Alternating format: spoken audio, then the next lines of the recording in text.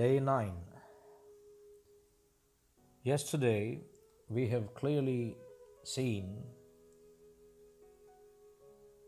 the ways of the Dhartarashtras, sons of Dhritarashtra,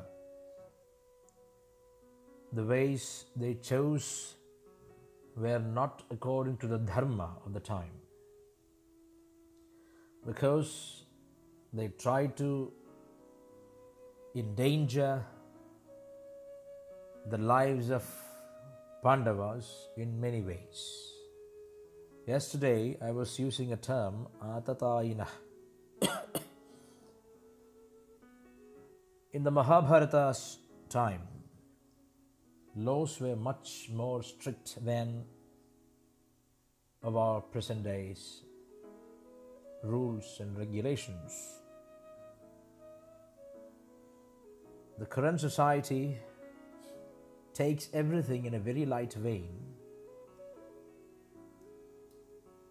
A crime is not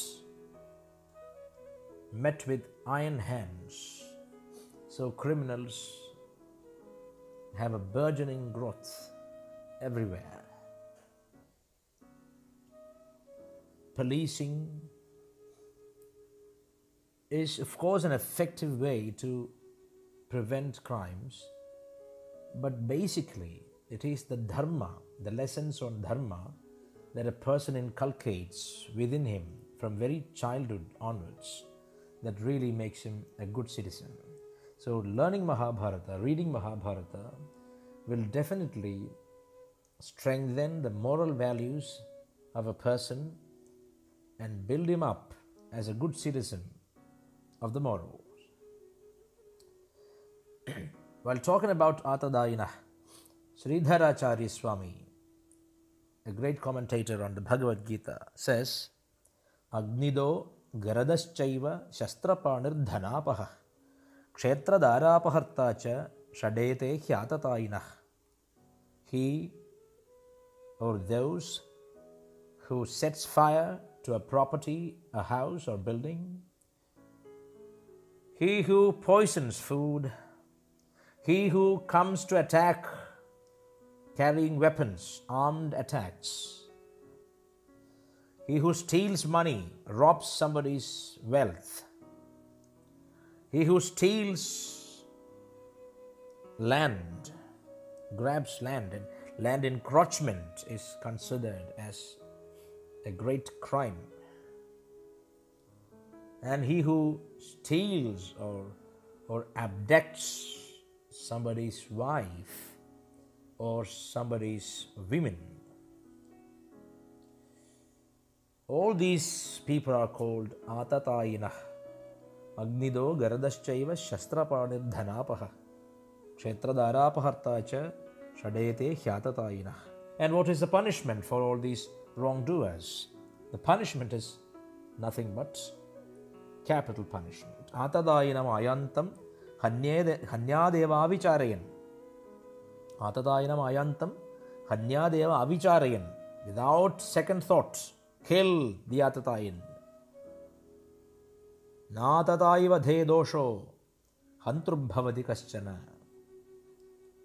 If you meet with such a wrongdoer, such a sinful person, kill him without having a second thought. That was a law of that time, of the Mahabharata time. Now we can see land encroaches everywhere. The entire country has gone into the hands of land encroachers, law breakers, for almost 6 decades. Now the country is emerging. But even then, there needs to be a lot of correction. The old values must come back. It's important. Dharma is very decisive. There is no choice for a second thought. Here, as you can see, all these brothers, all these Pandavas are very strong physically, mentally, intellectually and spiritually, especially Arjuna,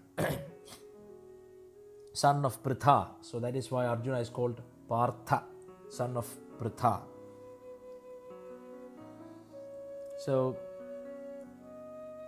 son of Pritha, and Vivatsu, Arjuna. Arjuna is the best of all bowmen, a great marksman. And he has a deep mind which allows him to take every emotion very deep into his heart and ruminate from there and take decisions. Usually he is of such a great good temperament. That's because of his previous birth as Nara, and he is already past the material, mundane plane of existence too, and he is on the journey to a spiritual plane. That is why the counsel, the advice from a Sadguru like Sri Krishna happens to him. He is lucky to have Krishna by his side at a very, very disastrous, melancholic juncture of his life. So this is called grace.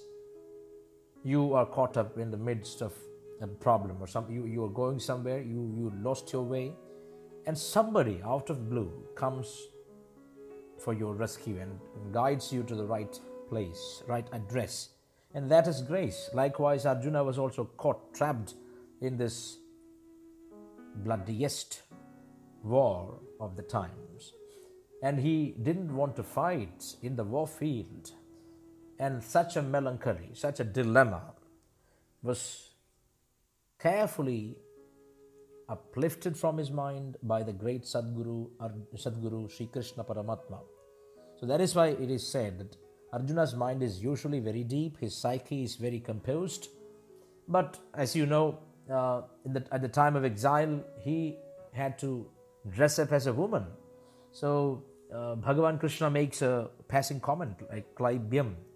So it's like you had a fancy dress of a woman, but now that fancy dress is coming up here again, acting like a clown here, and it is destroying your mental equipoise. That should not happen to a warrior. These are all warrior people in the clan. The entire clan has a long history of fighting great wars. They are all Maharadhas, fighting 10,000 armed men at a time. So if you read the Mahabharata gives you strength of mind, strength of morality, emotional balance, intellectual sharpness, physical power, the mettle to fight any emotional or intellectual or spiritual war going on within you or externally. The Bhagavad Gita is in fact a very beautiful, perhaps the most beautiful poem that took place in a very strange circumstance. A war field, the battlefield became the cradle of the greatest advice humanity has ever seen. Krishna's counsel to Arjuna, called the Bhagavad Gita.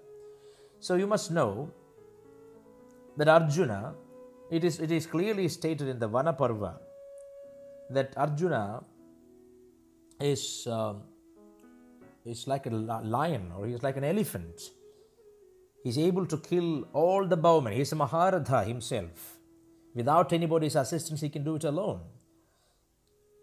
He suppresses his anger, wrath, and deepest emotions in his bosom, breast, like a brave and great elephant. So Arjuna has such qualities, but such a man fails to deliver. Such a man, such a great warrior, fails to deliver the time of real battle. For the first time in his life, he is overcome by emotion. So let's see tomorrow what is going to happen on the battlefields.